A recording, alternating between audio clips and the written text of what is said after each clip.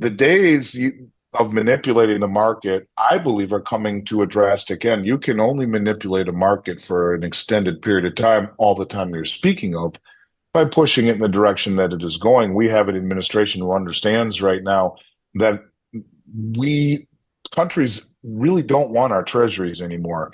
They don't want it because of weaponization, because of inflation, because we'll never get our balance sheet in order through austerity and the tough decisions. And so you're seeing more and more inflation and a devalued dollar and lower interest rates. I mean, there is no reason that countries would want to continue to hold our treasuries. I think ultimately the lower interest rates backfire and you see much higher interest rates, which destroys the bond market. And the last time, a year or two ago, when they tried to lower the front end of the market, right?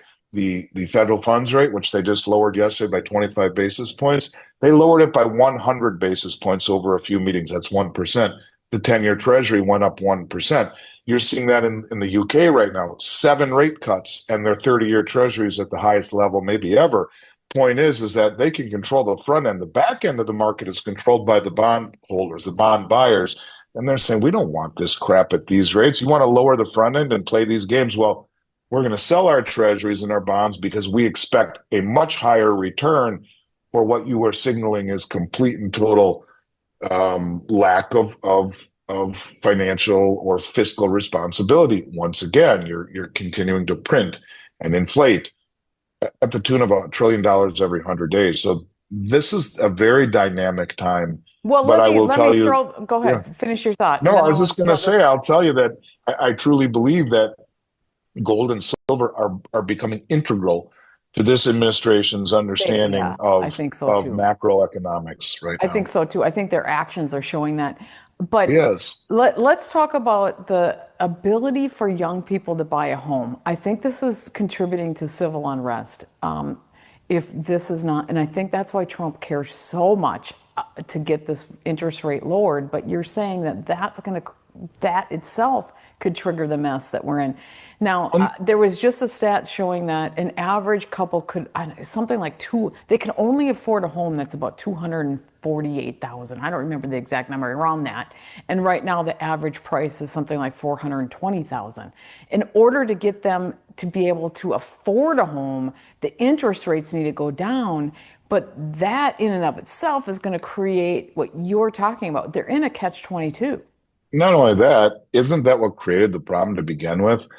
When you screw with Mother Nature, there was always that old cartoon, you'll be sorry. Well, that's exactly what this is. You'll be sorry because lowering interest rates is what got us into this problem to begin with, right? So in essence, you have core CPI inflation right now at 3.1% by their own lying numbers, which, by the way, exclude food, energy, and what? Housing is not part of the CPI because evidently you don't need to eat or drive or live in a house. They could throw out all the rest of it and just look at that because those are the only numbers that really matter. So everything that really matters, they threw out. This is why we get back to the fact that we need to get back to reality. Our value system needs to get back to sensible. Of course. That's exactly. We could just look at what they don't include, and that's what's important. Everything that's important they get rid of. It's that same exact statement that our value system is completely upside down right now. It is. And when you look at stocks and real estate, stocks are at all-time highs right now. Their valuations are at their highest level on record, according to Bloomberg. But is that inflation?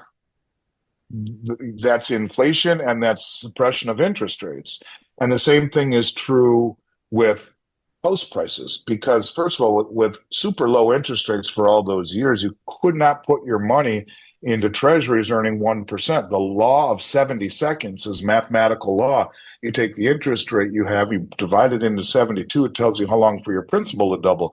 So why would anyone put their money in a 10-year treasury paying 1 or 2%? At 2%, it takes 36 years for your principal to double in dollars that are losing more than that over 36 years. 5% or something a year. You're gaining 1 to 2%. It's a 3% net negative.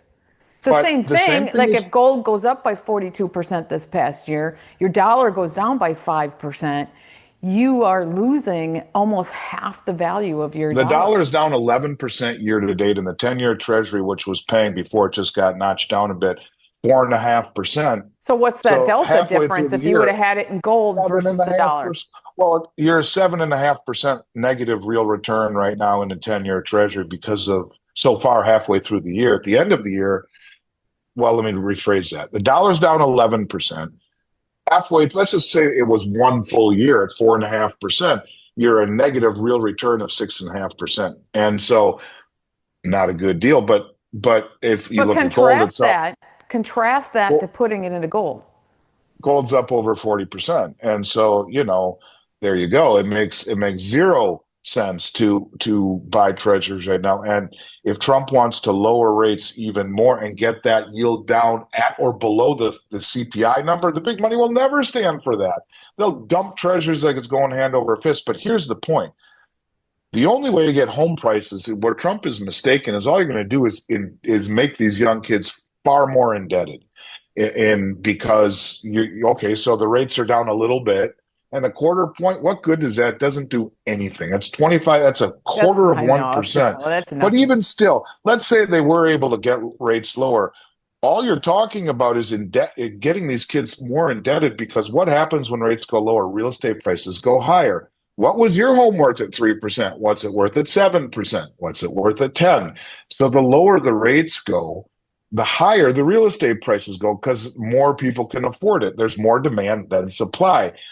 The only way to get real estate back in order is to raise rates, because now you have the rates so high and people try to sell their house. Good luck on that, because not enough people can qualify for a loan.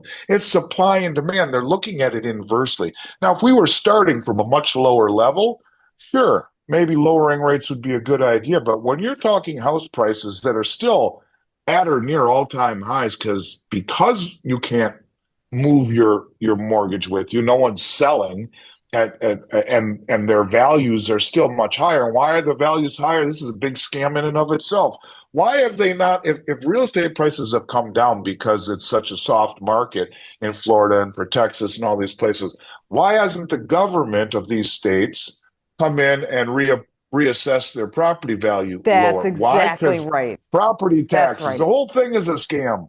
And so you lower rates, you're not going to do anything except raise house prices, because now more people can afford it, more demand than supply, and make another generation even greater in debt. So it's the backwards mentality. Raise rates and blow up the damn system and let it cleanse itself of all of these It'll be inequities, all painful. of the, It'll be yeah, but there's painful, but it's the the only way to clean it misallocation up. the misallocation, Sarah, of resources and the distortion in asset prices because of suppressed interest rates is what got us in this problem to begin with. It's just not learning your lesson.